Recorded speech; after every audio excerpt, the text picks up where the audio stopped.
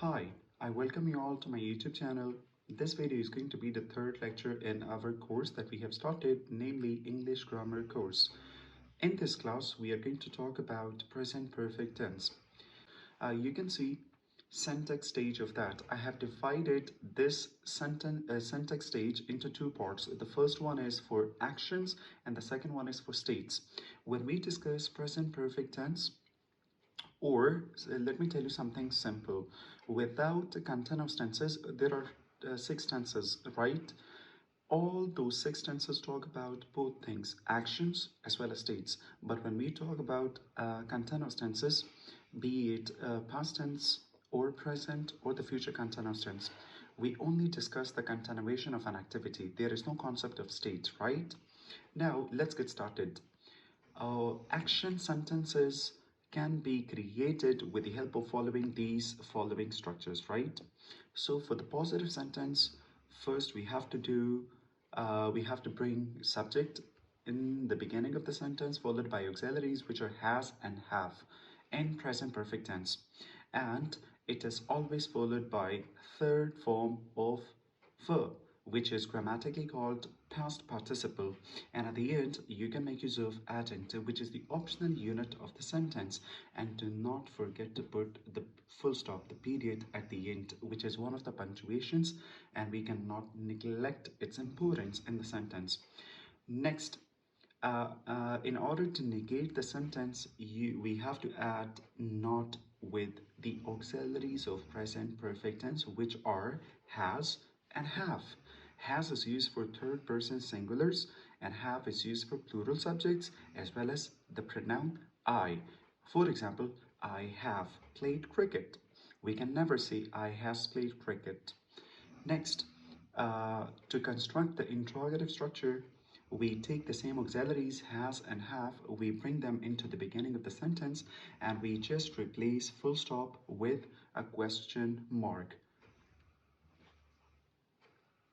Questions can be positive, questions can be negative. So when we discuss negative interrogative structures, we come across two different grammatical patterns. One is by Americans and another is by British people. Uh, as I told you already in the previous lectures, Americans always prefer contractions, so same implies here as well. Hasn't, haven't, and the rest sentence structure goes in the same way.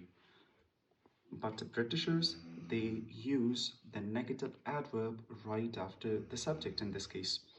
Has or have plus subject and then not, then rest of the sentence, and at the end, there should be a question point.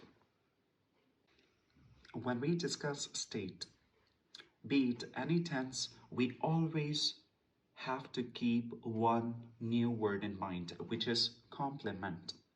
Complement. There are two complements in English language. One is with I, C-O-M-P-L-I-M-E-N-T. That's the different one. But when we discuss grammatical word, that's this complement. This complement has been taken from a Latin word, complementum, which means to complete. This is a compulsory part of a sentence without which a sentence remains meaningless. In this structure, what we do is doing the addition of been along with the auxiliaries that we were practicing already, and at the end we must use a complement. Here I have written the difference between adjunct and complement. Let's just give it a read, making one example, and then we will get back to the structure part. Adjunct is the optional or supplementary unit or part of the sentence. Keep in mind, it can be any word. You can use that. For example, Ahmad drives car on the road very fast. In the sentence, Ahmad is the subject, drives is, by the way, the tense is simple present, and verb is drives. And the rest one is the adjunct part, right? A car on the road and he drives that very fast, something like that. Anything you can use to give you more information about how the person drives. So that part of sentence will be called adjunct grammatically. But as far as complement is concerned, complement is the compulsory unit. And keep in mind, complement can be in the form of noun or nominal words. It can be adjective or adjectival phrases, or it can be prepositional phrase.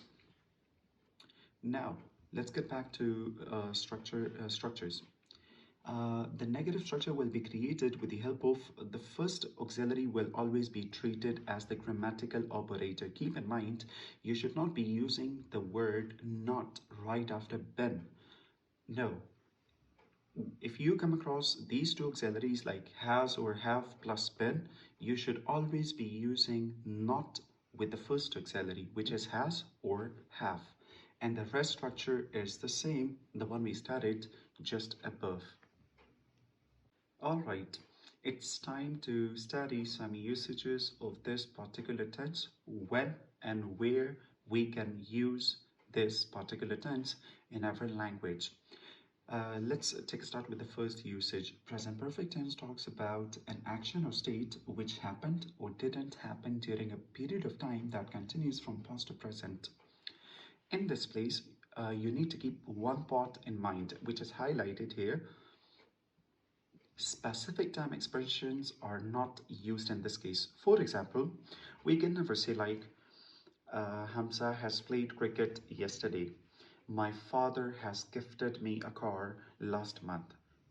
Using specific time expression in such situation is totally incorrect in this case. You should never be using any particular time expression when you talk about such activities, right? Here we simply talk about those activities or those states which have taken place or which haven't taken place in the past, right? Before the present time, when something is done or something is not done. So for such things, we use present perfect tense. Examples are on the screen. Let's just give it a read. They have cancelled the meeting for today. See, this meeting has been cancelled somewhere in the past. Already, before the present time, this activity has taken place. So for this kind of activity, we use present perfect tense. Another example comes as, I haven't fought with her sister. Fine. It means this activity is not done before the present time, somewhere in the past. Next, the guests have eaten dinner. This means this activity of eating is already done sometime in the past. Let's move on with the second usage of present perfect tense. This tense is often used to talk about an action or state that begins in the past, comes to the present time, and will probably go to the future. Let's suppose there was an activity that started in the past at a particular time. That activity still exists in the present time, and it is likely to go to the future as well. In this case, there are two words, since and for, which are used. And yes, you must clear your concept regarding these two words because I find lots of students making mistakes in both of these words. Okay, you just keep this note in mind. Since always talks about the starting time, as it's written here, starting time of action or state.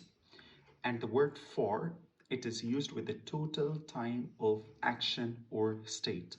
For example, my father has worked for a telephone company for 25 years.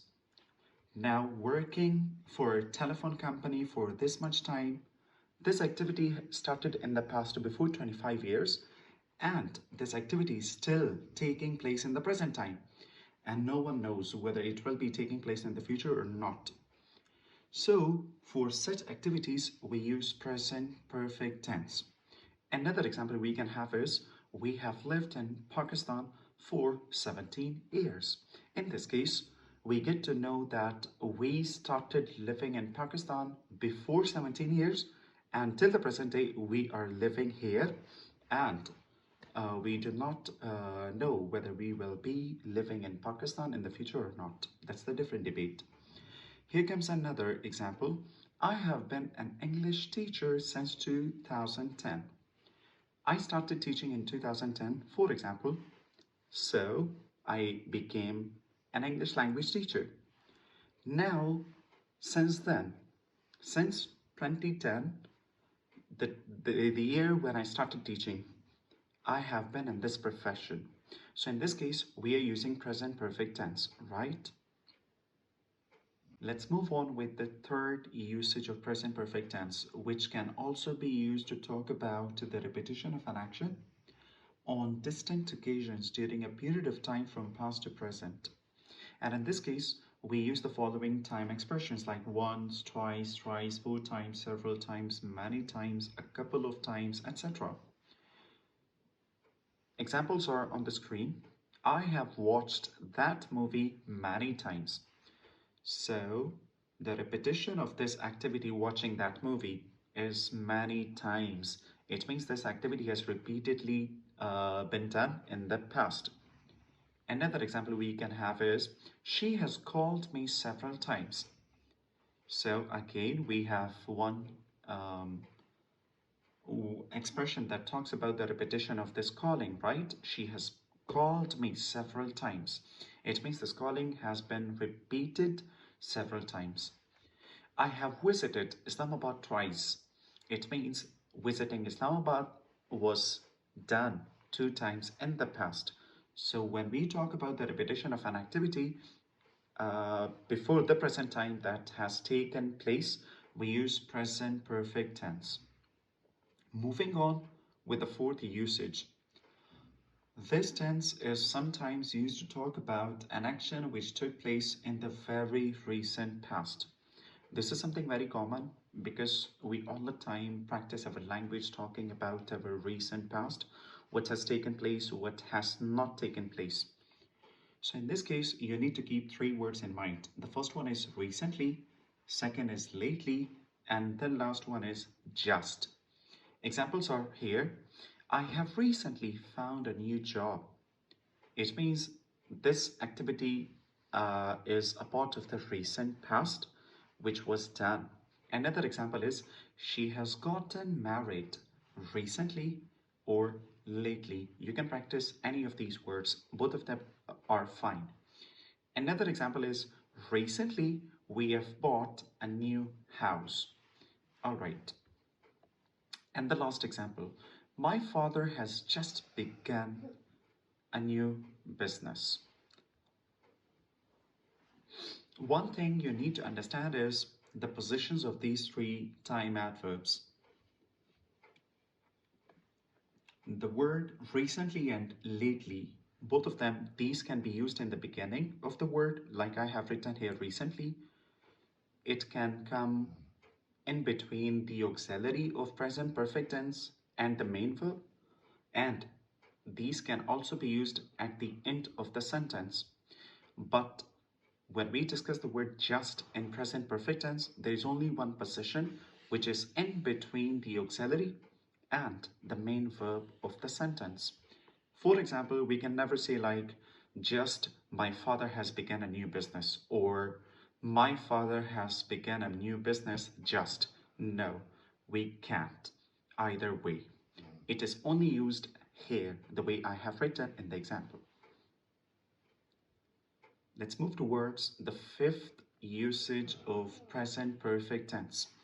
Present perfect tense is often used to express actions that were not done in the past, but we plan to do them in the recent future. So in this case, we practice one another time word, which is yet. And keep in mind, the word yet is used either in negative sentence or an interrogative one. Examples are, she hasn't cleaned her room yet. It means cleaning her room. That activities hasn't been taken place so far, but this is planned to be done in the recent future. Other examples can be, we haven't spoken to the landlady yet. It means this activity hasn't been done so far. Another example is, have you greeted all the guests yet? Has she applied for the job yet? And that's it. Now, usage 6 is going to be the last one for present perfect tense. Let's study what comes here. This tense is often used to express actions done at an unexpected time in the past. And in this case, we use the word already, and keep in mind the word already is always used in either positive structure or an interrogative structure. We cannot practice that in a negative structure. Examples are, they have already spoken to the teacher. It means this activity has already taken place in the past before the present time, but we do not exactly know what time it took place in the past. So in this situation, we use the word already. Yes, it can also be practiced in three different positions in a sentence. One I have written here, in between the auxiliary and the main verb of the sentence, and as well as in the beginning and at the end part of the sentence. Already she has left the city. They have accepted the invitation already. And that's it. If you come across any difficulty understanding my lecture explanation regarding any of the usages, you can drop me the comment. We can deal with that. Thank you so much. Stay blessed. Keep watching, keep sharing, and keep learning.